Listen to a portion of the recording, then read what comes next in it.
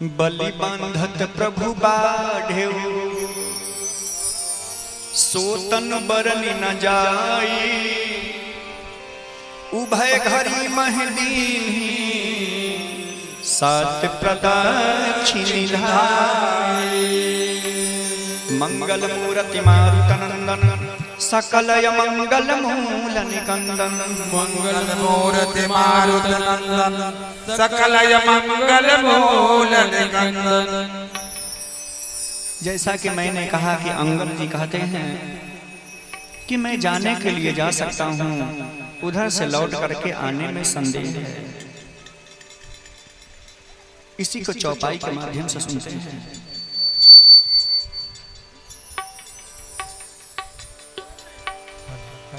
अंगद कहाई जाऊं मैं पारा, जिये संशय कछु फिरती बारा। अंगद कहाई जाऊं मैं पारा,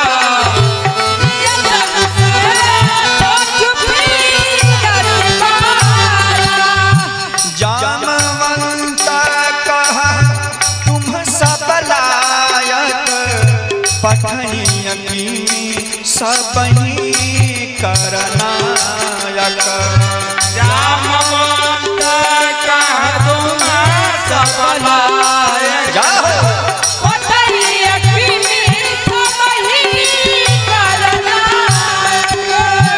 कहीं ऋक्षपति सुनु हनुमाना, का चुप साधी रहे बलवाना।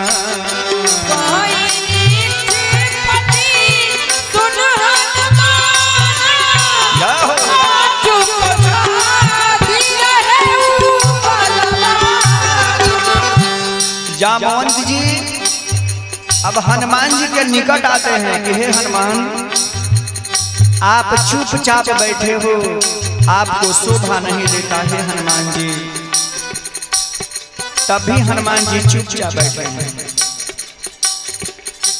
फिर जामवंत जी कहते हैं कि हे हनुमान जी, पवन तनय बल पवन समाना, बुद्धि विवेक विज्ञान निधाना।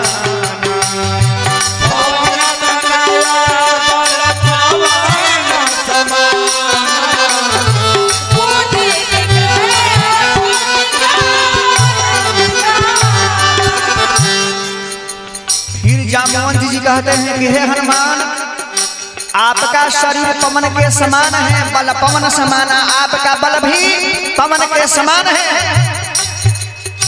इसलिए आप ही एक ऐसे वीर हो जो प्रभु श्री राम के कार्य को पूर्ण कर सकते हो। फिर भी हनुमान जी पर कोई असर नहीं पड़ता। फिर जामवंत जी कहते हैं कि हे हनुमान, कमन सो काज कठिन जग माही, जो नहीं हो तात तुम पाही।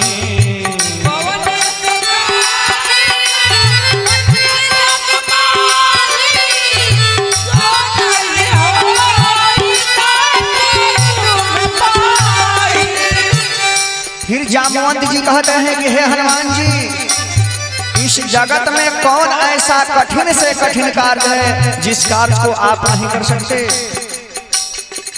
इसलिए जाओ, आप ही प्रभु के काम को कर सकते हो। फिर भी हनुमान जी पर कोई प्रभाव नहीं पड़ता। हनुमान जी चुपचाप बैठे हैं। जामवंत जी फिर कहते हैं कि हे हनुमान, आप इतना जान लो कि यह आपका अवतार जो हुआ है, आपने जो बंदर का वेश धारण किया है, इसलिए आपको पता है राम काज लगी तब अवतारा। यह आपका अवतार जो हुआ है, प्रभु श्री राम के कार्य के लिए ही यह आपका अवतार हुआ है। जिन ही हनुमान जी इस प्रकार की बात को सुनते हैं कि क्या मेरा अवतार प्रभु काज के लिए हुआ है, सुनत ही भय पर्वताकार बन जाता है, मानो कहीं से पहाड़ खड़ा हो। सिंहनाद करी बार ही बारा। हनुमान जी श्री राम नाम का जय घोष जोर जोर से लगाते हैं। ऐसा विशाल शरीर बन जाता है कि मानो कहीं से पहाड़ खड़ा हो। सिंहनाद करी बार ही बारा। कमन सुकाज कठिन जग माही, जो नहीं हो तात तुम पाही। कवन सुकाज कठिन जग माही, जो नहीं हो तात तुम पाही। राम काज लगी कब अवतारा, सुनत ही भयाऊ पार्वता कारा।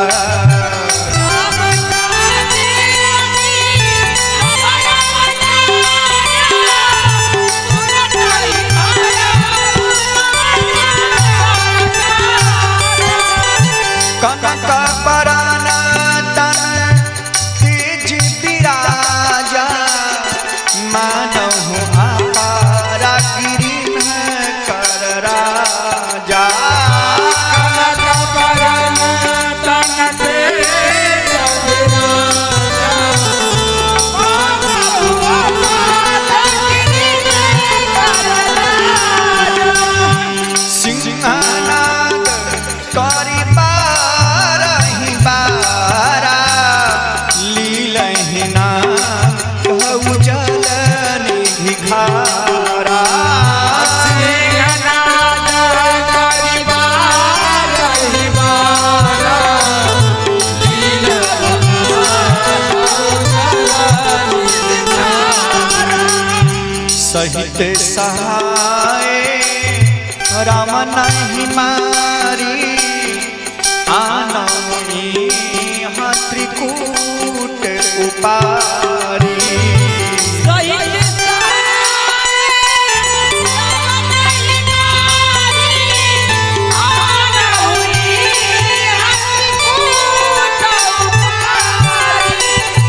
जामवंत मैं पूछम तो ही, उचित सिखावन दीजहु मोहि।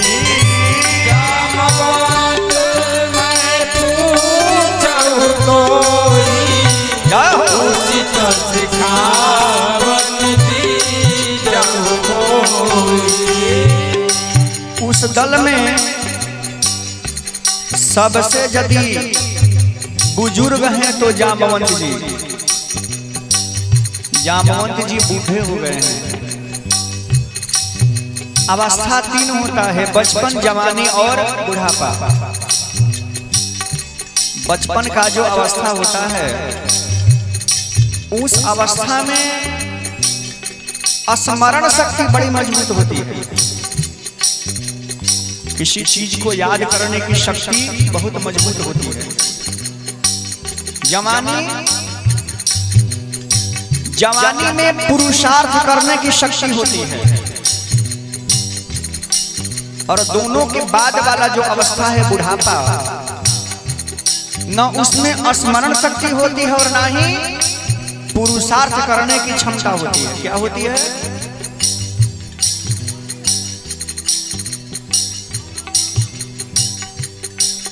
उस बुढ़ापा में विचार करने की क्षमता प्रबल होती है। किसी चीज पर विचार करने की क्षमता बढ़ जाती है बुढ़ापे में।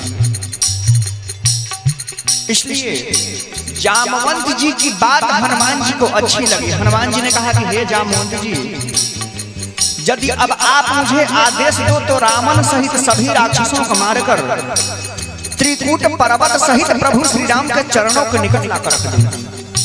यदि आप मुझे आदेश दो तो लंका में प्रवेश करके उन सारे राक्षसों के बीच लंकापति रावण को बंदी बनाकर प्रभु श्री राम के निकट लाकर रख दूंगा। लेकिन जामवंत जी रोकते हैं, हे हनुमान जी, आप एक सेवक हो और सेवक बनकर के जा रहे हो, इसलिए आपको जितना काम के लिए भेजा जा रहा है बस उतना ही काम करके लौटाना है, क्योंकि आप ही सब कुछ कर लोगे तो कहानी पर ही विराम लग जाएगी। इसलिए आपको जितना कहा जा रहा है उतना ही करके आओ। अब हनुमान जी तैयार होते हैं। इतना करहूं ताते तुम जाई, सीता ही देखी कहूं सुधी आई। इतना करहूं ताते तुम जाई,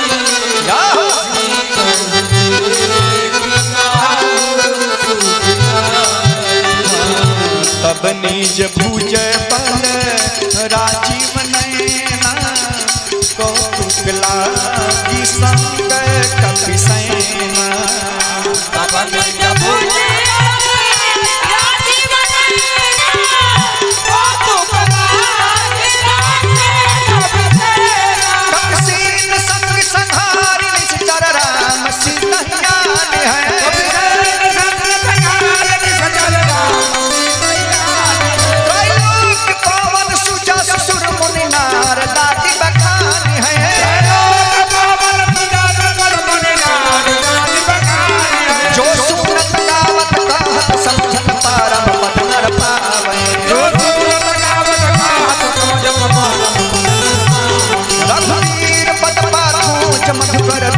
तुलसी गावे रघुबीर बल पाथो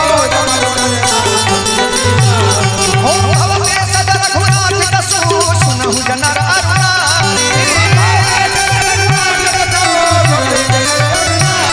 हम किनकर सकल मनोरथा, सीधे करहि त्रिशिरारी। नीरत पद तन श्यामा, काम कोटि शोभा अधिका।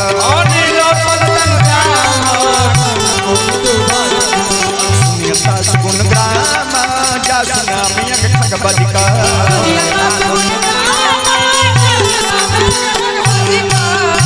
बोलिए सच्चे दरबार की जय।